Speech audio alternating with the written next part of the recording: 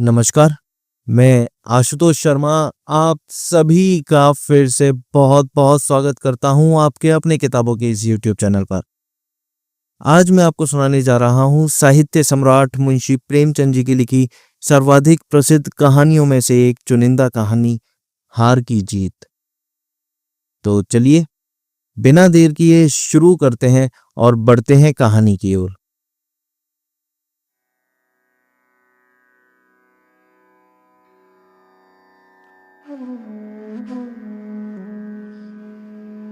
केशव से मेरी पुरानी लागडांट थी। लेख और वाणी, हास्य और विनोद सभी क्षेत्रों में मुझसे कोसों आगे था। उसके गुणों की चंद्र ज्योति में मेरे दीपक का प्रकाश कभी प्रस्फुटित ना हुआ। एक बार उसे नीचा दिखाना मेरे जीवन की सबसे बड़ी अभिलाषा थी। उस समय मैंने कभी स्वीकार नहीं किया। अपनी त्रुटि को कौन स्वीकार करता है? पर वास्तव में ईश्वर ने मुझे उसकी जैसी बुद्धि न प्रदान की थी। अगर मुझे कुछ तस्कीन थी तो यह है कि विद्या क्षेत्र में चाहे मुझे उनसे कंधा मिलाना भी नसीब ना हो, पर व्यवहार की रंगभूमि में सहरा मेरे सिर ही रहेगा। लेकिन दुर्भाग्य से जब प्रणय सागर में भी उसने मेरे साथ गोता मारा और रत्न उसी के हाथ लगता हुआ नजर आया तो मैं हताश हो गया। हम दोनों ने ही एमए के लिए साम्यवाद का विषय लिया था। हम दोनों ही साम्यवादी थे। केशव के विषय में तो यह स्वाभाविक बात थी। उसका कुल बहुत प्रतिष्ठित ना था, ना वह समृद्धि ही थी जो इस कमी को पूरा कर देती। मेरी अवस्था इसके प्रतिकूल थी। मैं खानदान का तालुकेदार और रईस था।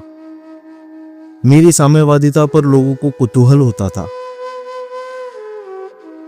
हमारे साम्यवाद के प्रोफेसर बाबू हरिदास भाटिया साम्यवाद के सिद्धांतों के कायल थे, लेकिन शायद धन की अवहेलना ना कर सकते थे। अपनी लज्जावती के लिए उन्होंने कुशाग्र बुद्धि केशव को नहीं, मुझे पसंद किया। एक दिन संध्या समय वह मेरे कमरे में आई और चिंतित भाव से बोले, शारदाचरण, मैं महीनों से एक बड़ी चिंता में पड़ा हुआ हूं। मुझे आशा है कि तुम उसका निवारण कर सकते हो। मेरे कोई पुत्र नहीं है।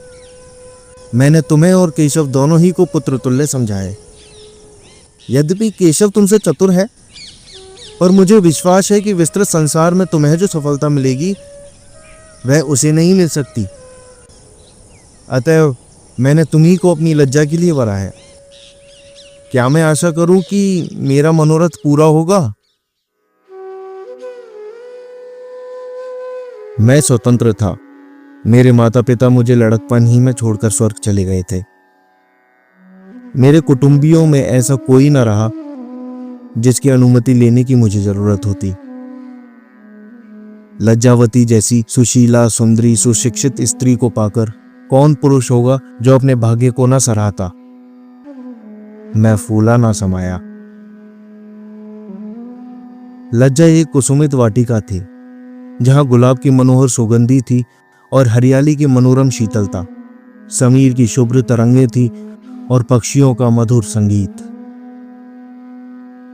मुझसे कितनी ही बार बातें की थी, लेकिन प्रोफेसर भाटिया की तरह केवल सिद्धांतों की भक्त ना थी, उनको व्यवहार में भी लाना जानती थी। उसने चतुर केशव को अपना स्नेह पात्र बनाया था। तथापि मैं जानता था कि प्रोफेसर भाटिया के आदेश को वह कभी टाल नहीं सकती। यद्यपि उसकी इच्छा के विरुद्ध मैं उसे अपनी प्रणयिनी बनाने के लिए तैयार न था। इस विषय में मैं स्वेच्छा के सिद्धांत का कायल था। इसलिए मैं केशव की विरक्ति और शोभ से आशातीत आनंद न उठा सका। हम दोनों ही दुखी थे और मुझे पहली बार केशव से सहानुभूति हुई।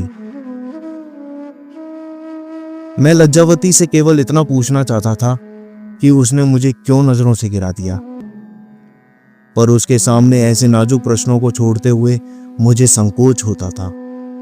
और यह स्वाभाविक था, क्योंकि कोई रमणी अपने अंतःकरण के रहस्यों को खोल नहीं सकती।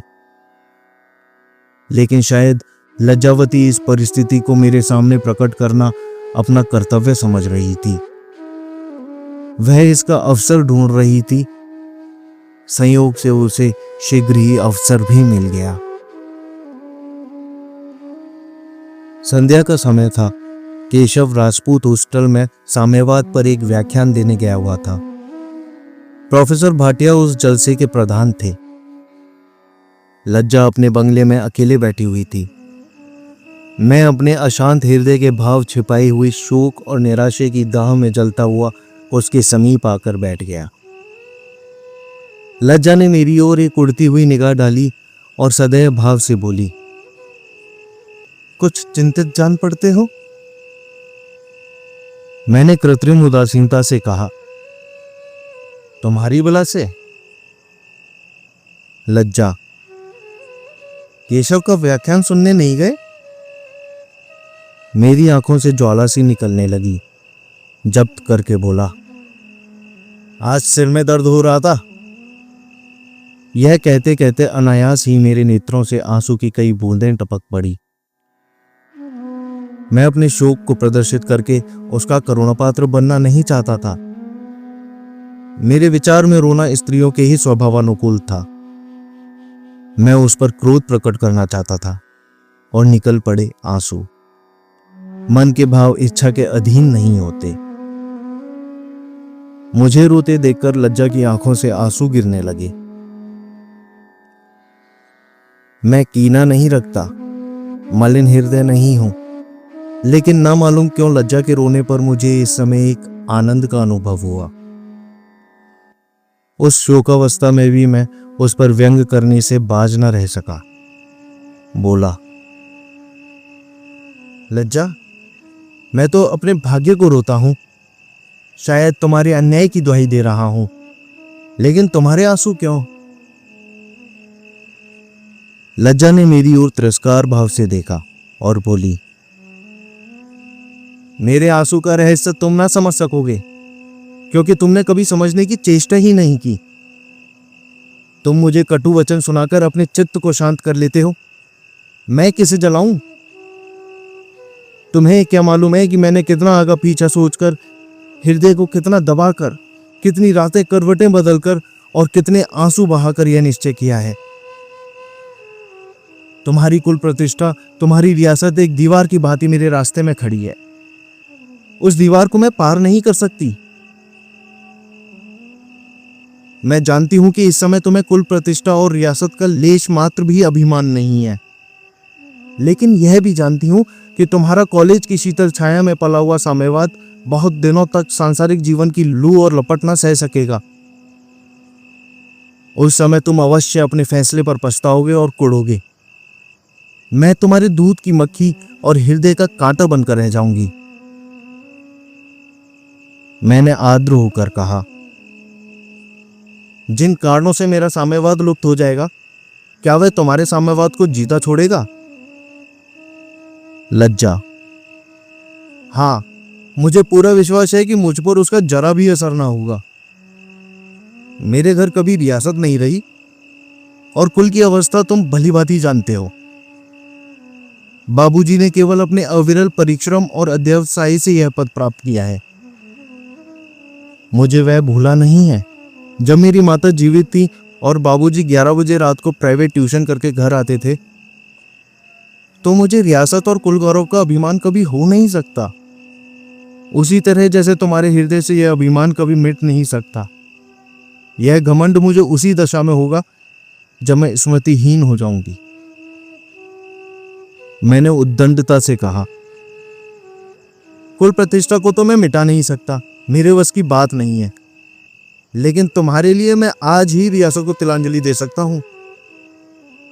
लज्जा क्रूर मुस्कान के साथ बोली, फिर वही भावुकता। अगर यह बात तुम किसी अबोध बालिका से करते तो कदाचित वह फूली ना समाती।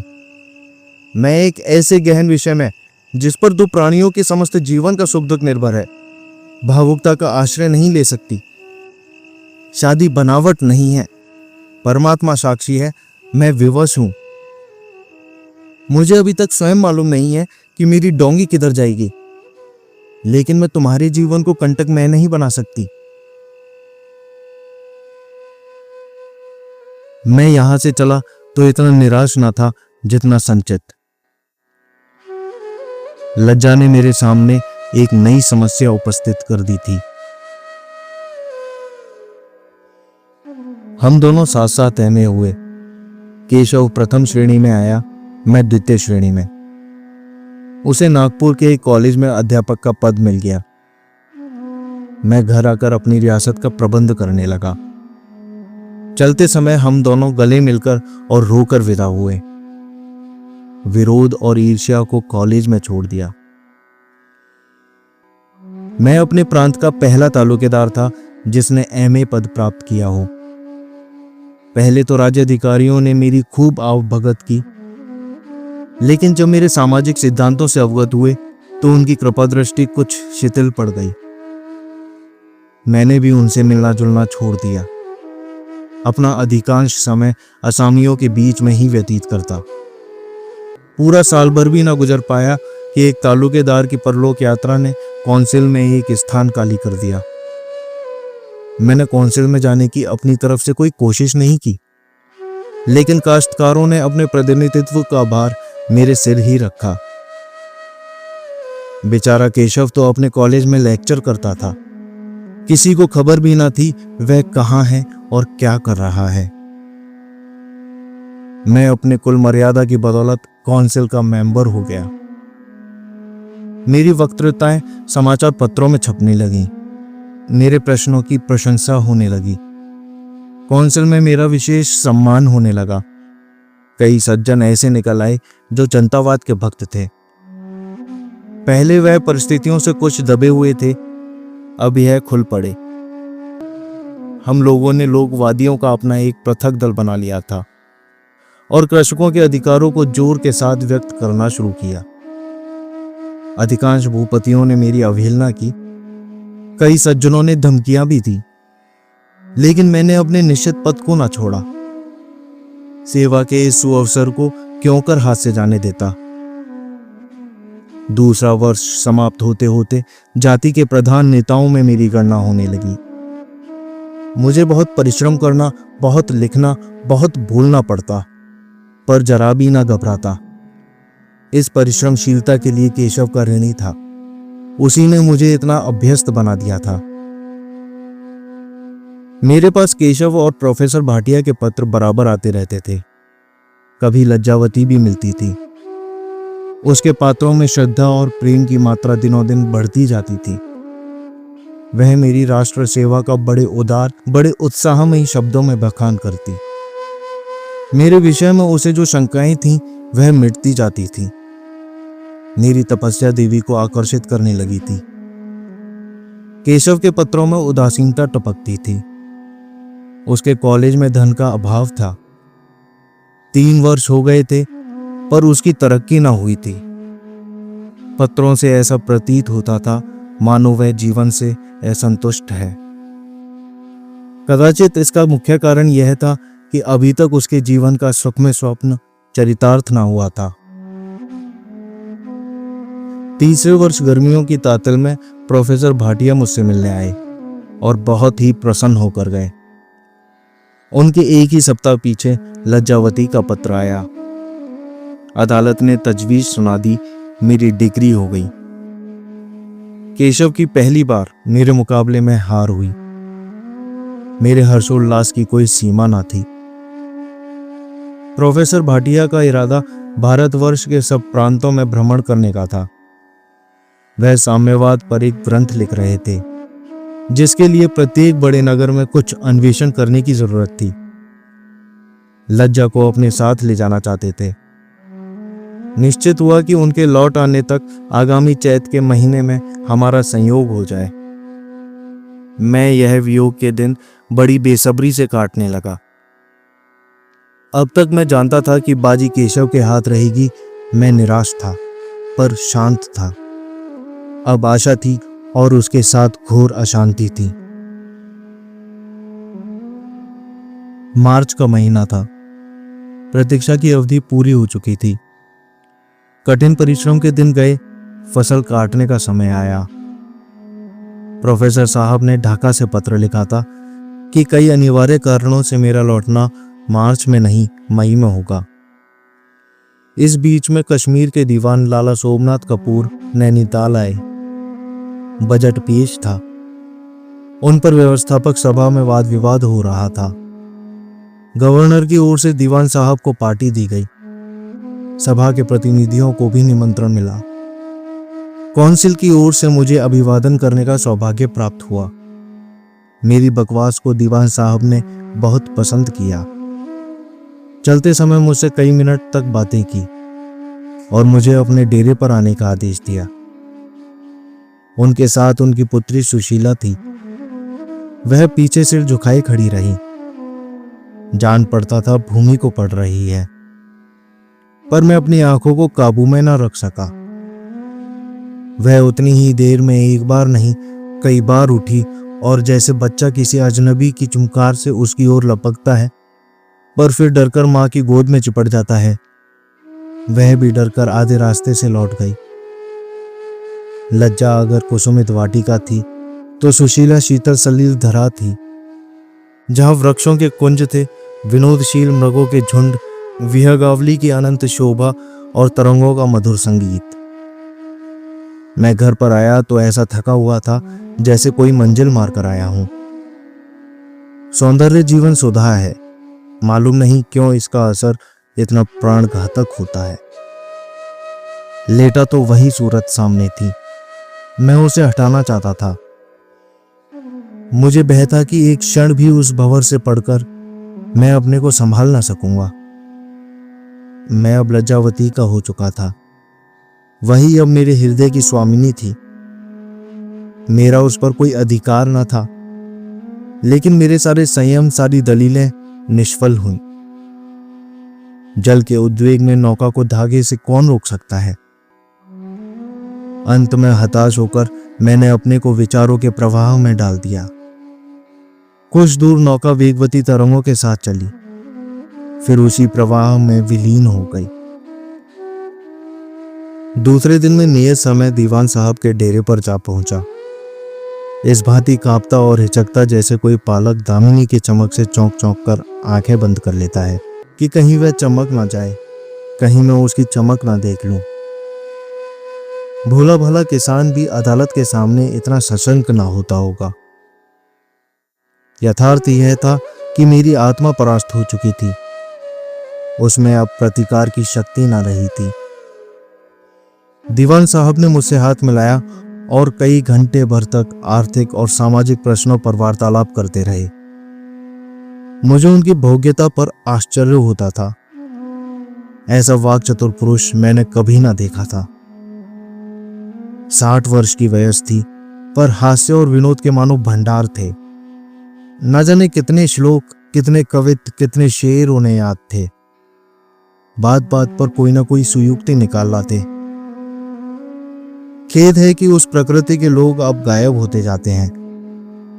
वह शिक्षा प्रणाली न जाने कैसी थी जो ऐसे ऐसे रत्न उत्पन्न करती थी। अब शिक्षा कहीं दिखाई नहीं देती। उसके प्रत्येक प्राणी चिंता की मूर्ति है। उसके होठों पर कभी हंसी आती ही नहीं। खैर, दीवान साहब ने पहले चाय मंगवाई, फिर फल और मेवे मंगवाए। मैं रह रहकर इधर उधर उत्सुक नेत्रों से देखता था। मेरे कान उसके स्वर का रसपान करने के लिए मुंह खोले हुए थे। आंखें द्वार की ओर लगी हुई थी। भय भी था और लगाव भी, झिझक भी थी और खिंचाव भी। बच्चा झूले से डरता है पर उस पर बैठना भी चाहता है। लेकिन रात के 9 बज गए। मेरे लौटने का समय आ गया। मन में लज्जित हो रहा था कि दीवान साहब दिल में क्या कह रहे होंगे। सोचते होंगे इसे कोई काम नहीं है, जाता क्यों नहीं। बैठे बैठे 2-2.5 घंटे तो हो गए। सारी बातें समाप्त हो गईं। उनकी लतीफे भी खत्म हो गए। वह नीरवता उपस्थित हो गई जो कहती है कि अब चलिए फिर मुलाकात होगी। यार जिंदा, वह सोहबत बाकी। मैंने कई बार उठने का इरादा किया, लेकिन इंतजार में आशिक की जान भी नहीं निकलती। मौत को भी इंतजार का सामना करना पड़ता है। यहां तक कि 9:30 बज गए और मुझे विदा होने के सिवाय कोई मार्ग ना रहा। जैसे दिल बैठ गया। जिसे मैंने भय कहा वह वास्तव में भय नहीं था, उत्सुकता की चरम सीमा थी। यहां से चला तो ऐसा शिथिल और निर्जीव था मानो प्राण निकल गए हों। अपने को धिक्कारने लगा, अपनी शुद्रता पर लज्जित हुआ। तुम समझते हो कि हम भी कुछ हैं। यहां किसी को तुम्हारे मरने जीने की परवाह नहीं। माना उसके लक्षण कुंवारियों कैसे हैं। संसार में कुंवारी लड़कियों की कमी नहीं, सौंदर्य भी ऐसी दुर्लभ वस्तु नहीं। अगर प्रत्येक रूपवती और कुंवारी युवती को देखकर तुम्हारी वही हालत रही तो ईश्वर ही मालिक है। वह भी तो अपने दिल में यही विचार करती होगी। प्रत्येक रूपवान युवक पर उसकी निगाहें क्यों उठे। कुलवती स्त्रियों के यह ढंग नहीं होते। पुरुषों के लिए अगर यह रूप तृष्णा निंदाजनक है तो स्त्रियों के लिए विनाशकारक है। द्वैत से अद्वैत को भी इतना आघात नहीं पहुंच सकता जितना सौंदर्य को। दूसरे दिन शाम को मैं अपने बरामदे में बैठा पत्र देख रहा था। क्लब जाने को भी जी नहीं चाहता था। चित्त कुछ उदास था। सहसा मैंने दीवान साहब को फिटन पर आते देखा। मोटर से उन्हें घृणा थी। वह इसे पैशाचिक उड़न खटोला कहा करते थे। उनके बगल में सुशीला थी। मेरा हृदय धक धक करने लगा। उसकी निगाह मेरी तरफ उठी हो या ना उठी हो, पर मेरी टकटकी उस वक्त तक लगी रही जब तक फिटन अदृश्य ना हो गई। तीसरे दिन मैं फिर बरामदे में आ बैठा। आंखें सड़क की ओर लगी हुई थी। फिटन आई और चली गई।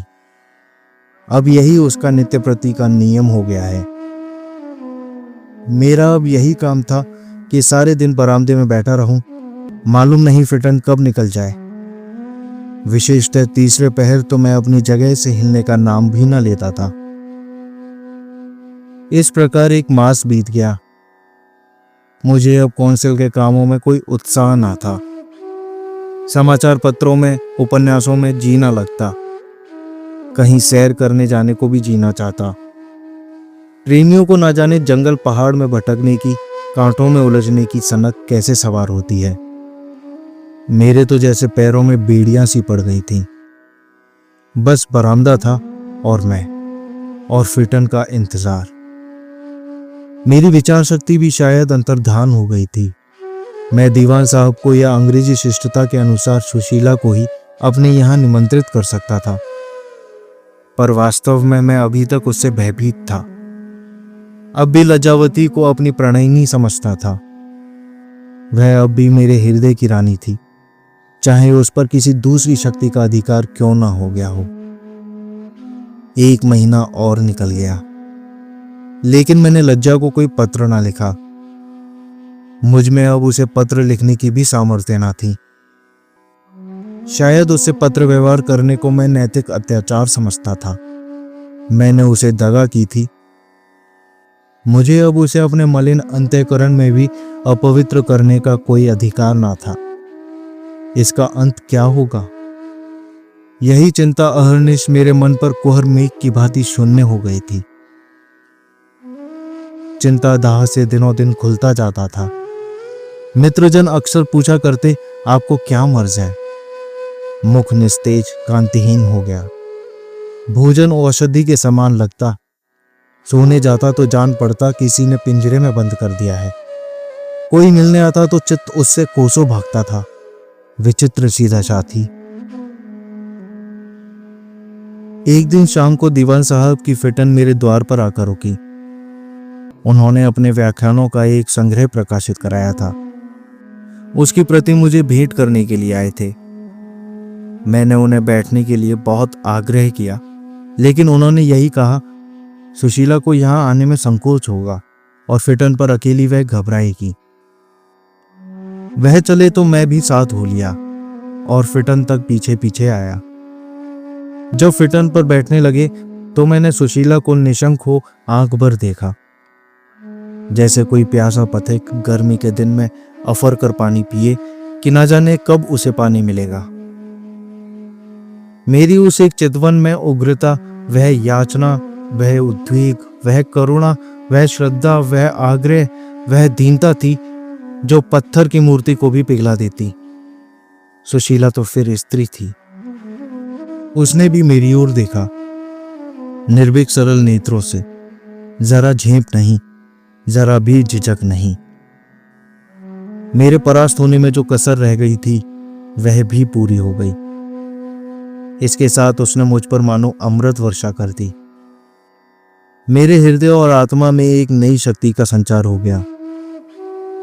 मैं लौटा तो ऐसा प्रसन्न चित्त था मानो कल्प वृक्ष मिल गया हो। एक दिन मैंने प्रोफेसर भाटिया को पत्र लिखा। मैं थोड़े दिनों से किसी गुप्त रोग से ग्रस्त हो गया हूं। संभव है तपेदिक का आरंभ हो, इसलिए मैं इस मई में विवाह करना उचित नहीं समझता। मैं लज्जावती से इस बात परांगमुख होना चाहता था कि उसकी निगाहों में मेरी इज्जत कम ना हो। मैं कभी कभी अपनी स्वार्थपरता पर क्रुद्ध होता। लज्जा के साथ यह छल कपट, यह बेवफाई करते हुए मैं अपनी ही नजरों में गिर गया था, लेकिन मन पर कोई वश ना था। उस अबला को कितना दुख होगा, यह सोचकर मैं कई बार रोया। अभी तक मैं सुशीला के स्वभाव, विचार, मनोवृत्तियों से जरा भी परिचित ना था। केवल उसके रूप लावण्य पर अपनी लज्जा के चिर संचित अभिलाषाओं का बलिदान कर रहा था। अबोध बालकों की भांति मिठाई के नाम पर अपने दूध चावल को ठुकराए देता था। मैंने प्रोफेसर साहब को लिखा था लज्जावती से मेरी बीमारी का जिक्र ना करें, लेकिन प्रोफेसर साहब इतने गहरे ना थे। चौथे ही दिन लज्जा का पत्र आया, जिसमें उसने अपना हृदय खोल कर रख दिया था। वह मेरे लिए सब कुछ, यहां तक कि वैधव्य की यंत्रणाएं भी सहने के लिए तैयार थी। उसकी इच्छा थी कि अब हमारे संयोग में एक क्षण का भी विलंब ना हो। अस्तु, इस पत्र को लिए घंटों एक संज्ञाहीन दशा में बैठा रहा। इस अलौकिक आत्मोत्सर्ग के सामने अपनी शुद्रता, अपनी स्वार्थपरता, अपनी दुर्बलता कितनी घृणित थी। लज्जावती। सावित्री ने क्या सब कुछ जानते हुए भी सत्यवान से विवाह नहीं किया था? मैं क्यों डरूं? अपने कर्तव्य मार्ग से क्यों डिगूं? मैं उनके लिए व्रत रखूंगी, तीर्थ करूंगी। भय मुझे उनसे अलग नहीं कर सकता। मुझे उनसे कभी इतना प्रेम ना था, कभी इतनी अधीरता ना थी।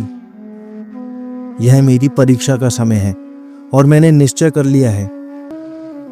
पिताजी अभी यात्रा से लौटे हैं, हाथ खाली हैं, कोई तैयारी नहीं कर सके हैं। इसलिए 2-4 महीने के विलंब से उन्हें तैयारी करने का अवसर मिल जाता। पर मैं अब विलंब ना करूंगी। हम और वह इस महीने में एक दूसरे के हो जाएंगे। हमारी आत्माएं सदा के लिए संयुक्त हो जाएंगी। फिर कोई विपत्ति, दुर्घटना मुझे उनसे जुदा ना कर सकेगी। मुझे अब एक दिन की देर भी असह्य है। मैं रस्म और रीति रिवाज की लौंडी नहीं हूं, ना वही इसके गुलाम है।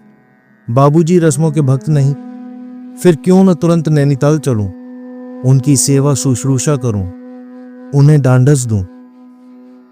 मैं उन्हें सारी चिंताओं से, समस्त विघ्न बाधाओं से मुक्त कर दूंगी। इलाके का सारा प्रबंध अपने हाथ में लूंगी। कौंसिल के काम में इतना व्यस्त हो जाने के कारण ही उनकी यह दशा हुई। पत्रों में अधिकतर उन्हीं के प्रश्न, उन्हीं की आलोचनाएं, उन्हीं की वक्तृताएं दिखाई देती हैं। मैं उनसे याचना करूंगी कि कुछ दिनों के लिए कौंसिल से इस्तीफा दे दें। वह मेरा गान इतने चाव से सुनते थे। मैं उन्हें अपने गीत सुनाकर प्रसन्न करूंगी, किस्से पढ़कर सुनाऊंगी, उनको समुचित रूप से शांत रखूंगी। इस देश में तो इस रोग की दवा नहीं हो सकती। मैं उनके पैरों पर गिरकर प्रार्थना करूंगी कि कुछ दिनों के लिए यूरोप के किसी सैनिटोरियम चलें और विधि पूर्वक इलाज कराएं। मैं कल ही कॉलेज के पुस्तकालय से इस रोग के संबंध की पुस्तकें लाऊंगी और विचार पूर्वक उनका अध्ययन करूंगी। 2-4 दिन में कॉलेज बंद हो जाएगा। मैं आज ही बाबूजी से नैनीताल चलने की चर्चा करूंगी।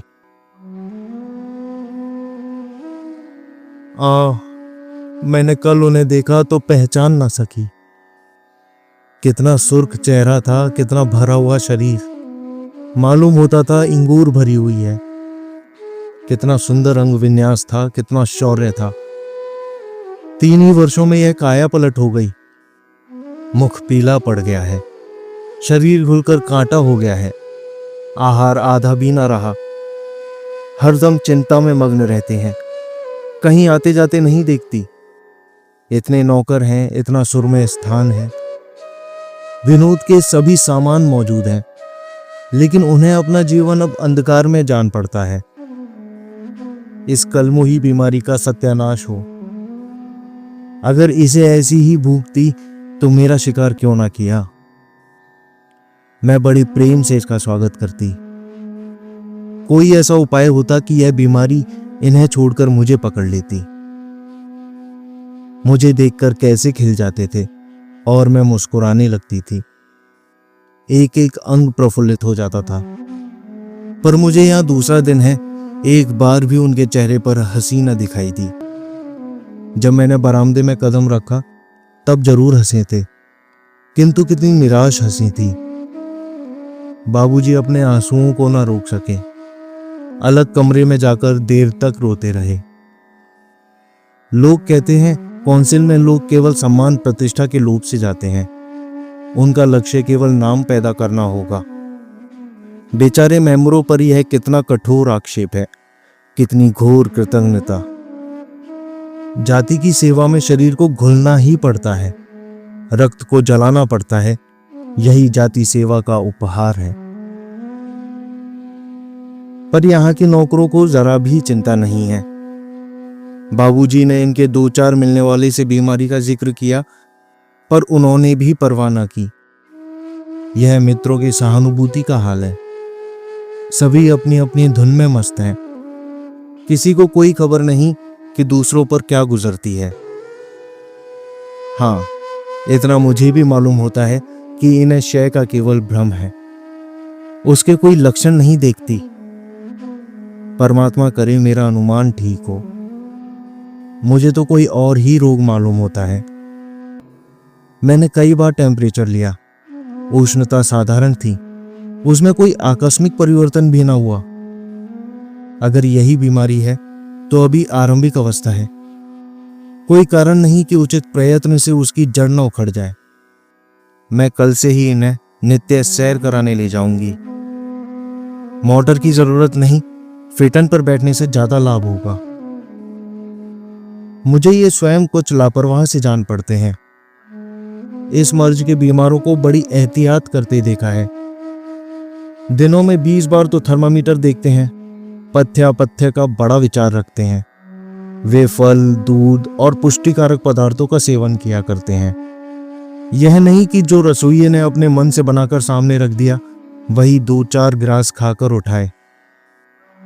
मुझे तो विश्वास हो जाता है कि इन्हें कोई दूसरी ही शिकायत है। जरा अवकाश मिले तो इसका पता लगाऊं। कोई चिंता नहीं है। रियासत पर कर्ज तो नहीं है। थोड़ा बहुत कर्ज तो अवश्य ही होगा, यह तो रईसों की शान है। अगर कर्ज ही इसका मूल कारण हो तो अवश्य कोई भारी रकम होगी। चित्त विविध चिंताओं में इतना डूबा हुआ है कि कुछ लिखने को जी नहीं चाहता। मेरे समस्त जीवन की अभिलाषाएं मिट्टी में मिल गईं। हाँ, हतभाग्य। मैं अपने को कितना खुशनसीब समझती थी।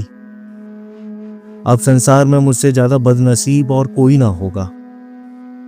वह अमूल्य रत्न जो मुझे चिरकाल की तपस्या और उपासना से ना मिला, वह इस मृगनयनी सुंदरी को अनायास मिल जाता है।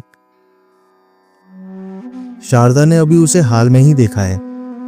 कदाचित अभी तक उससे परस्पर बातचीत करने की नौबत नहीं आई, लेकिन उससे कितने अनुरक्त हो रहे हैं, उसके प्रेम में कैसे उन्मत्त हो गए हैं। पुरुषों को परमात्मा ने हृदय नहीं दिया, केवल आंखें दी हैं। वह हृदय की कद्र नहीं करना जानते, केवल रूप रंग पर बिक जाते हैं।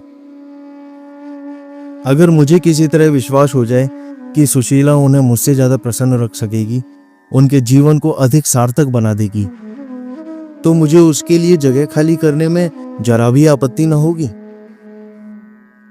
वह इतनी गर्भवती, इतनी निठुर है कि मुझे भय है कहीं शारदा को पछताना ना पड़े।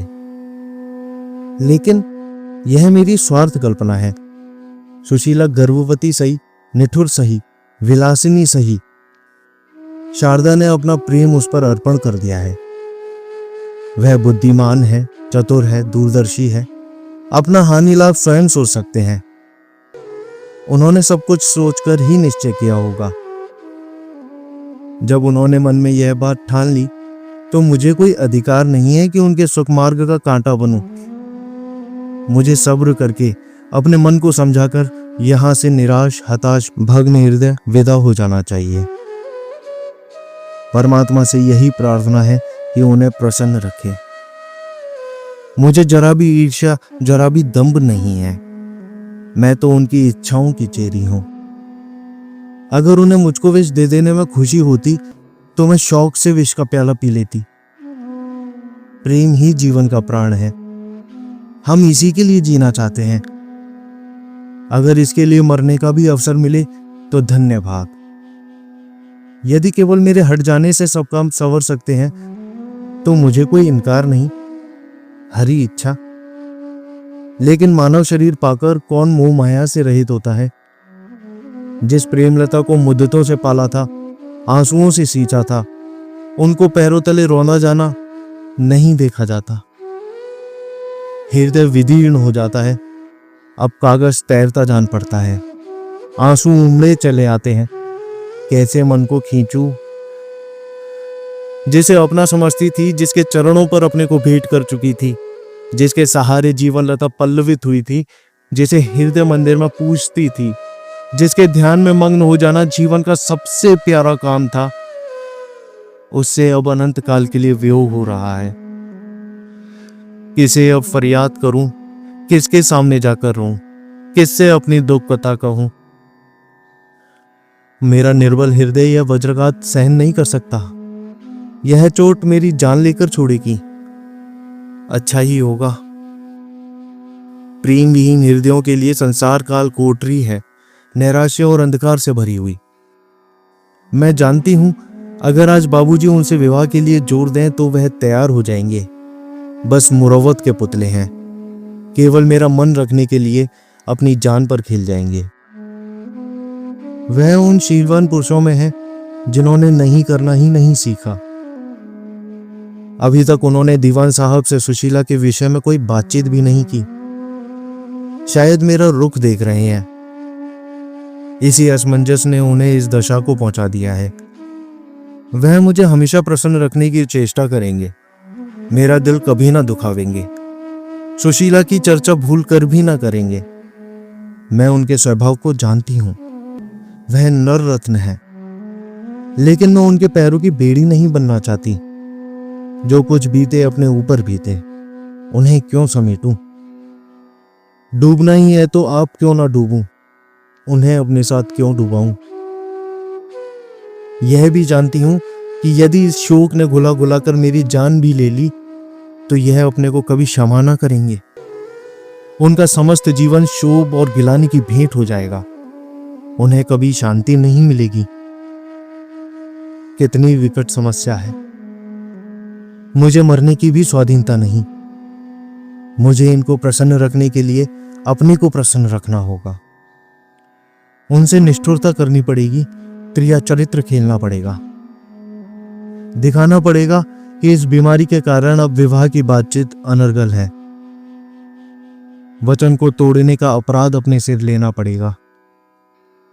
इसके सिवाय उद्धार की और कोई व्यवस्था नहीं।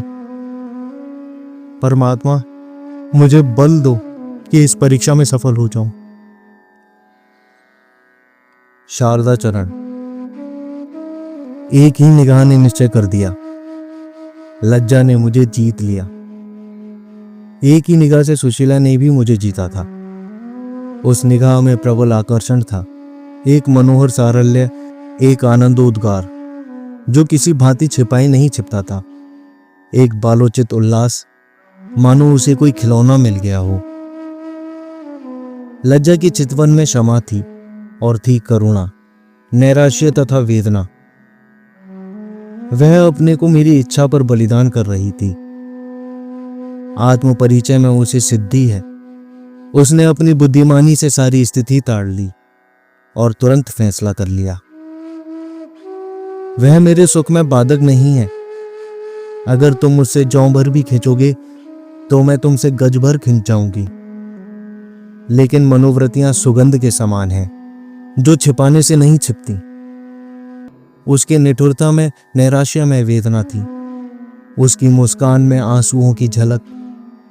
वह मेरी निगाह बचाकर क्यों रसोई में चली जाती और कोई न कोई पाक, जिसे वह जानती है कि मुझे रुचिकर है, बना लेती थी।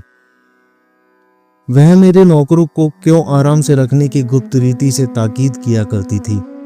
समाचार पत्रों को क्यों मेरी निगाह से छिपा दिया करती थी। क्यों संध्या समय मुझे सैर करने को मजबूर करती थी। उसकी एक एक बात हृदय का पर्दा खोल देती थी। उसे कदाचित मालूम नहीं है कि आत्म परिचय रमणियों का विशेष गुण नहीं। उस दिन जब प्रोफेसर भाटिया ने बातों ही बातों में मुझ पर व्यंग किए, मुझे वैभव और संपत्ति का दास कहा और मेरे साम्यवाद की हंसी उड़ानी चाहिए, तो उसने कितनी चतुरता से बात टाल दी। पीछे से मालूम नहीं उसने उसे क्या कहा, पर मैं बरामदे में बैठा सुन रहा था कि बाप और बेटी बगीचे में बैठे हुए किसी विषय पर बहस कर रहे हैं। कौन ऐसा हृदय शून्य प्राणी है जो निष्काम सेवा से वशीभूत न हो जाए। लज्जावती को मैं बहुत दिनों से जानता हूं, पर मुझे ज्ञात हुआ कि इसी मुलाकात में मैंने उसका यथार्थ रूप देखा। पहले मैं उसकी रूप राशि का, उसके उदार विचारों का, उसकी मृदुवाणी का भक्त था। उसकी उज्जवल दिव्य आत्मज्योति मेरी आंखों से छिपी हुई थी। मैंने अब की ही जाना कि उसका प्रेम कितना गहरा, कितना पवित्र और कितना अगाध है। इस अवस्था में कोई दूसरी स्त्री ईर्ष्या से बावली हो जाती, मुझे नहीं तो सुशीला से तो अवश्य ही जलने लगती। आप कुड़ती, उसे व्यंग्यों से छेदती और मुझे धूर्त, कपटी, पाषाण, न जाने क्या क्या कहती। पर लज्जा ने जितने विशुद्ध प्रेम भाव से सुशीला का स्वागत किया, वह मुझे कभी ना भूलेगा। मालिन्य, संकीर्णता, कटुता का लेश ना था। इस तरह उसे हाथों हाथ लिए फिरती थी, मानो छोटी बहन उसके यहां मेहमान है। सुशीला इस व्यवहार पर मानो मुग्ध हो गई। आह, वह दृश्य भी चिरस्मरणीय है। जब लज्जावती मुझसे विदा होने लगी, प्रोफेसर भाटिया मोटर पर बैठे हुए थे। वह मुझसे कुछ खिन्न हो गए और जल्दी से जल्दी भाग जाना चाहते थे। लज्जा एक उज्जवल साड़ी पहने हुए मेरे सम्मुख आकर खड़ी हो गई।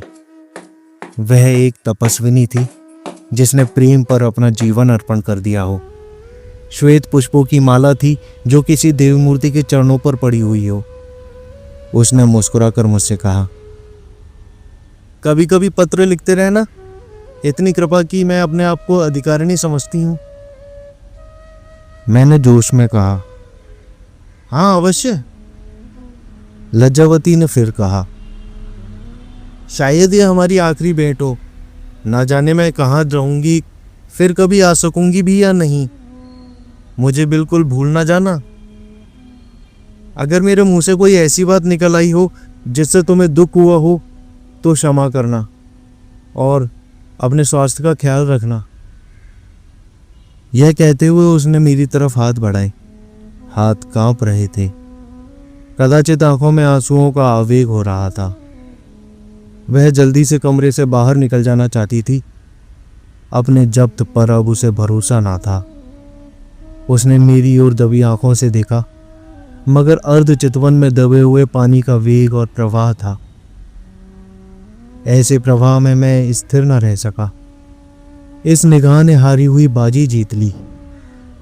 मैंने उसके दोनों हाथ पकड़ लिए और गदगद स्वर में बोला, नहीं लज्जा, अब हम में और तुम में कभी वियोग न होगा। सहसा चपरासी ने सुशीला का पत्र लाकर सामने रख दिया। लिखा था, प्रिय श्री सदाचरण जी, हम लोग कल यहाँ से चले जाएंगे। मुझे आज बहुत काम करना है, इसलिए मिल ना सकूंगी। मैंने आज रात को अपना कर्तव्य स्थिर कर लिया है। मैं लज्जावती के बने बनाए घर को उजाड़ना नहीं चाहती। मुझे पहले यह बात मालूम ना थी, नहीं तो हम में इतनी घनिष्ठता ना होती। मेरा आपसे यही अनुरोध है कि लज्जा को अपने हाथ से ना जाने दीजिए। वह नारी रत्न है। मैं जानती हूं कि मेरा रूप रंग उससे कुछ अच्छा है और कदाचित आप उसी प्रलोभन में पड़ गए, लेकिन मुझ में वह त्याग, वह सेवा भाव, वह आत्मोत्सर्ग नहीं है। मैं आपको प्रसन्न रख सकती हूं, पर आपके जीवन को उन्नत नहीं कर सकती, उसे पवित्र और यशस्वी नहीं बना सकती। लज्जा देवी है, वह आपको देवता बना देगी। मैं अपने को इस योग्य नहीं समझती। कल मुझसे भेंट करने का विचार ना कीजिएगा। रोने रुलाने से क्या लाभ? क्षमा कीजिएगा। आपकी सुशीला। मैंने यह पत्र लज्जा के हाथ में रख दिया। वह पढ़कर बोली, मैं उससे आज ही मिलने जाऊंगी। मैंने उसका आशय समझकर कहा, क्षमा करो, तुम्हारी उदारता की दूसरी बार परीक्षा नहीं लेना चाहता। यह कहकर मैं प्रोफेसर भाटिया के पास गया। वह मोटर पर मुंह फैलाए बैठे हुए थे। मेरे बदले लज्जावती आई होती तो उस पर जरूर ही बरस पड़ते। मैंने उनके पद स्पर्श किए और सिर झुकाकर बोला, आपने मुझे सदैव अपना पुत्र समझा है, अब इस नाते को और भी दृढ़ कर दीजिए। प्रोफेसर भाटिया ने पहले तो मेरी ओर अविश्वासपूर्ण नेत्रों से देखा, तब मुस्कुराकर बोले, यही तो मेरे जीवन की सबसे बड़ी अभिलाषा थी। दोस्तों, आप सुन रहे थे साहित्य सम्राट मुंशी प्रेमचंद जी की लिखी कहानी हार की जीत, मेरी यानी आशुतोष शर्मा की आवाज में। आपको यह कहानी का वाचन कैसा लगा कमेंट करके जरूर बताएं। साथ ही फीडबैक और सुझाव भी आप मुझे साझा कर सकते हैं। कविताओं, कहानियों और पुस्तक समीक्षाओं के लिए बने रहिए। जल्द ही दोबारा मुलाकात होगी। धन्यवाद।